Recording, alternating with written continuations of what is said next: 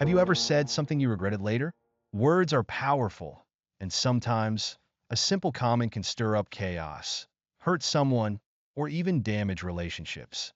In today's world, where communication is more accessible than ever, it's important to be mindful of what we say. Buddhist teachings offer profound insights on how to maintain peace of mind and harmony with others, and one key aspect of this is knowing which words to avoid. In this video, we're going to explore 7 things you should never say to others, based on Buddhist wisdom. By the end, you'll have a deeper understanding of how to speak with intention and preserve your inner peace, while fostering healthy and harmonious relationships with those around you. 1. Avoid boasting about your successes.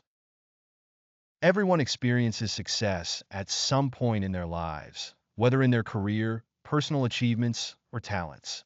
And it's natural to want to share those victories with others. However, Buddhism teaches us to be humble and avoid excessive pride. When you constantly talk about your achievements, it may alienate others and create envy or resentment. For example, imagine someone who has just received a promotion at work. At first, colleagues might congratulate them. However, if this person keeps bragging about their success, others might start to feel left out, or worse, develop feelings of jealousy.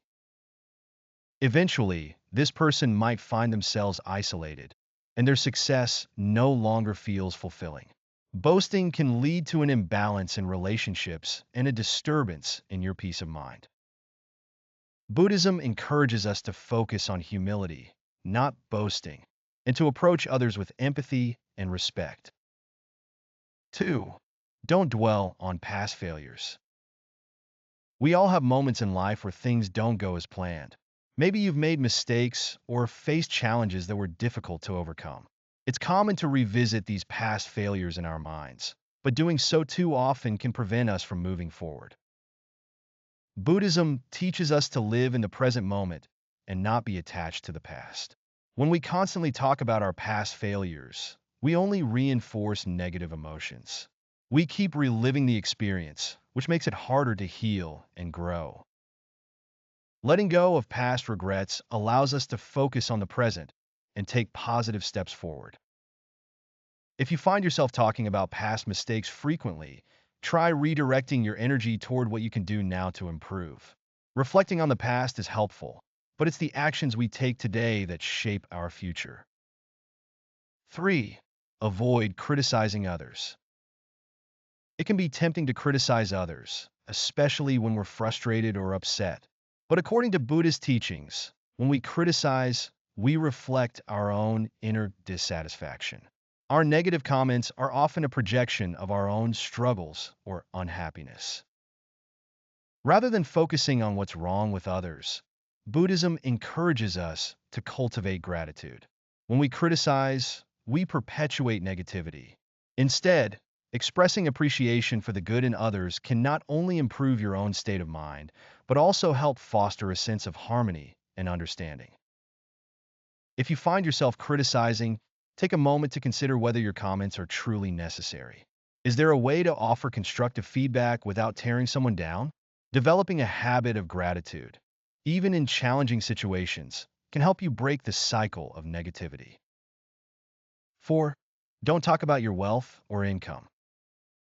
Talking about money can easily lead to comparisons and envy. People often feel pressure to match others' financial success, and these feelings can cause resentment. In Buddhism, detachment from material possessions is a core principle. When we place too much importance on wealth or income, we create an attachment that disturbs our peace of mind. Discussing your wealth might seem like a way to gain validation or confirm your success, but it can cause discomfort in others. Instead of talking about how much you earn or the luxury items you own, focus on personal growth and well-being. Let go of the need to measure your worth by material possessions. If you find it difficult to avoid discussing money, practice mindfulness around your relationship with wealth. Reflect on your values and what truly brings contentment. Remember, true peace comes from within, not from external possessions. 5. Don't talk about your fears or anxieties. Everyone experiences fear and anxiety at different points in life. Sometimes, sharing your worries with others can help you feel heard. However, constantly talking about your fears can amplify them and make it harder for both you and those around you to move forward. Buddhism teaches us that fear and anxiety stem from attachment, whether to outcomes, people, or situations. The more we focus on these emotions, the more we feed them. Instead of dwelling on fear, we are encouraged to practice mindfulness, meditation, and inner reflection to let go of these attachments. By taking time each day to sit quietly with your thoughts, you can release negative emotions and approach your worries with a calm, clear mind. When you focus on the present moment, you begin to realize that most of our fears are rooted in the unknown. Letting go of these uncertainties can lead to greater peace and clarity. 6. Avoid talking about your desires and ambitions. Ambition can drive us toward success, but it can also create a sense of dissatisfaction when our desires go unmet. Buddhism teaches us to be mindful of our desires and not to let them control our actions. When we speak about our desires too often, it can make them feel even more urgent, strengthening the attachment to those desires. When we're constantly chasing after something, whether it's success, approval, or material wealth, it can lead to feelings of emptiness. Instead of sharing your desires with others, take a step back and assess whether they are truly aligned with your values.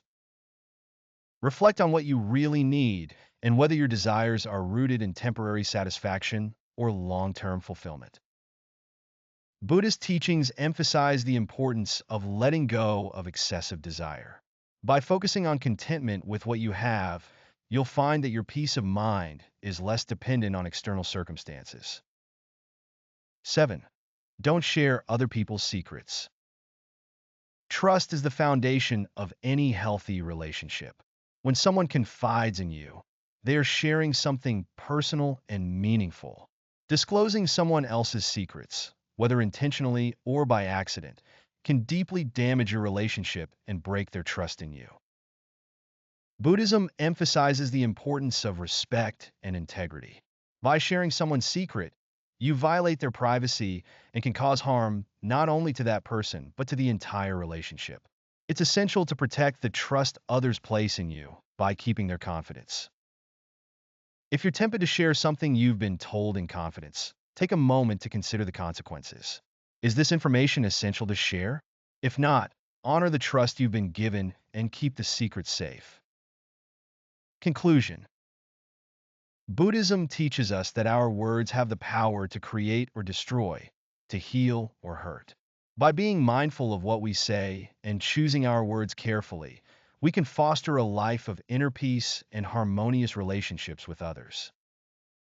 The 7 things we've discussed today, boasting, dwelling on past failures, criticizing, discussing wealth, talking about fears, sharing desires, and betraying trust, are all examples of how words can disrupt our peace and relationships. As you go about your day, take a moment before speaking to reflect on how your words might affect others. By practicing mindfulness and speaking with intention, you can create a more peaceful and compassionate world for yourself and those around you.